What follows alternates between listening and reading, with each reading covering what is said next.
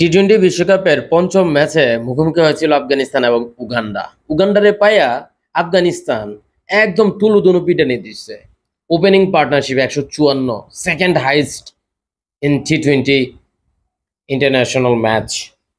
একদম খেলে দিচ্ছে ইব্রাহিম জাদরান এবং রহমানুল্লাহ গুরবাজ। গুরবাজ 4টা 6, 4টা 4 মেরেছে, 45 বলে 76। অন্যদিকে ইব্রাহিম জাদরান একটা ছক্কা মেরেছে, 9টা 4, 46 বলে 70। তারপর কিন্তু টপাটপ উইকেট পড়ে যায়। শেষ পর্যন্ত 183 রান করে 5 উইকেটে। জবাবে ব্যাট করতে নেমে উগান্ডার অবস্থা যায় অবস্থা, একদম যায় অবস্থা।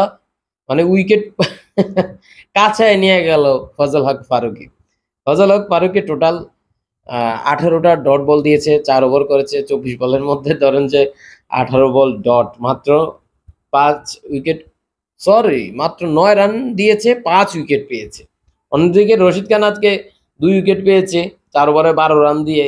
তারপরে নাবিনুল হক 2 উইকেট পেয়েছে 2 ওভারে 4 রান দিয়ে। সো একদম তুলোধুনো করে ফেলেছে। এখন অনেকেই বলছে যে এই আফগানিস্তানের সাথে বাংলাদেশ কি করবে, অথবা সাউথ আফ্রিকা শ্রীলঙ্কার ম্যাচে শ্রীলঙ্কাকে যেভাবে ধুমড়ে মুছে শেষ করে দিয়েছে, আবার শ্রীলঙ্কাও কিন্তু চেপে ধরেছে সাউথ আফ্রিকাকে।